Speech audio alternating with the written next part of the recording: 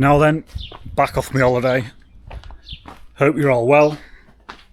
Hope you're all better than me today. So I'm back on with my Transit Custom. Just got back off my holiday and I'm keen to get on with something. You'll see we've got a bit going on here. So this job I'm doing, I've had to take the headlight out. I've had to move fuse box out of the way, get this out of the way, header tank, so I can access down here. So I'm on with a sensor, removing a sensor. I'll get as close as I can to it.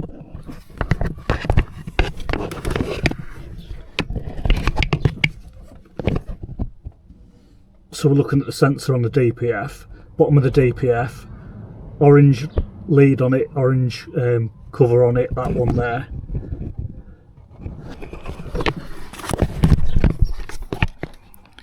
So that's an exhaust gas temperature sensor.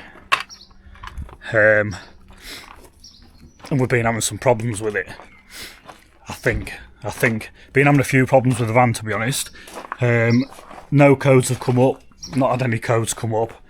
So this is one of those problems that's quite interesting for people, because it's a bit of a pain in the backside to work out. So I went into the live data, which not a lot of people do. A lot of people don't seem to know how to read live data or check it. They just check for codes coming up. So you need to go into the live data and see what the van's doing and what the vehicle's actually doing when it's running. And it's showing that the range of what that should be in is an absolute mile out. So generally, when it's a mile out, as that one is, I've been informed it's likely that the sensor's kaput. I've also got a problem with another sensor, map sensor, so that's got an intake temperature sensor in it as well, so that's going to affect the mixture on the van as well. Been having problems with the mixture on the van because it's absolutely stinking, it's absolutely smoking. It just stinks. I can't even really run it to diagnose any problems, it just stinks that much. So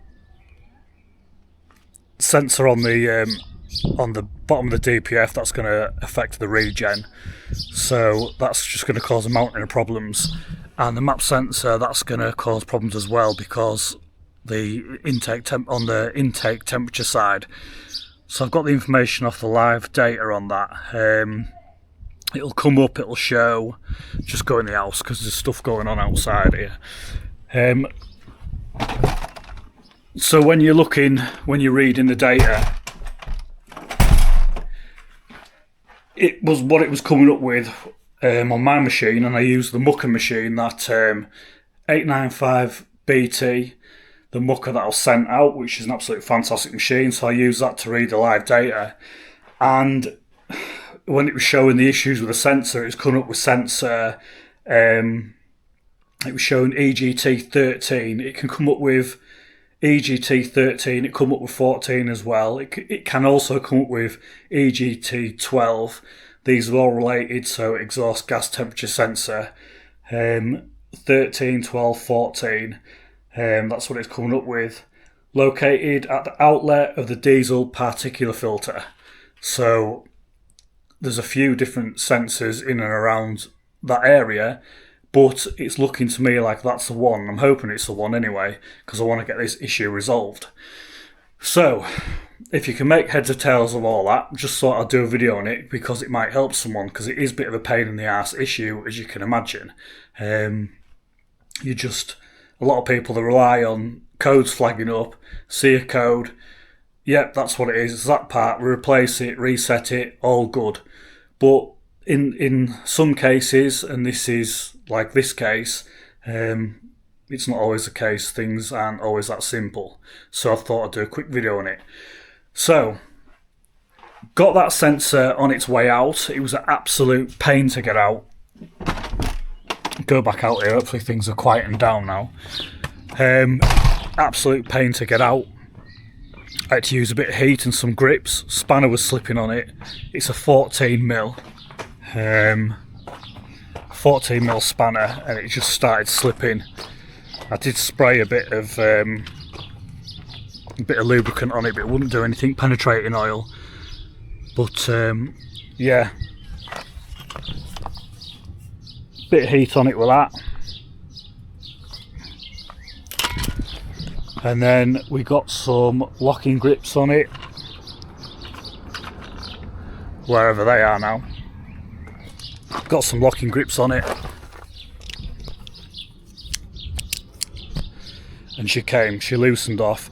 So I've just been finishing it off with a spanner, and I'm going to finish it off with a spanner now, and I'm going to get it out. So that's the sensor removed. That's what it looks like. 2-pin. You can actually test these, test them for resistance, and then heat the sensor up. I just think that this is knackered. I've ordered a new one anyway. There's a code on this one. I'll show you the manufacturer's code. So I've got it down here. I took a picture of it off the website. So it's OE GK2112B591BD. So that's the Ford original manufacturer code for when you're ordering the part. So I've ordered this off AutoDoc and it was 70 quid. So got one of them come in. It'll be interesting to see if that helps solve the problem. Also I've got a map sensor coming as well. So this is a tool I use to read the live data. So this is a mucar 892BT or mucar, as you see. Nice handy magnet on the back there to keep it all together so you don't lose this. So obviously that just plugs into your doodah on your vehicle, and then obviously this reads your live data, gives you your codes. Fantastic bit of kit. I'll put a link to this in the description. There's a discount code there I've got as well. I'll put the discount code there as well. But yeah, absolute fantastic bit of kit this. I've got a launch machine, and I would say this is just as good. In fact, I think this works quicker than the launch. And what I like, it's got this as well to hook over the steering wheel. I'll just quickly show you.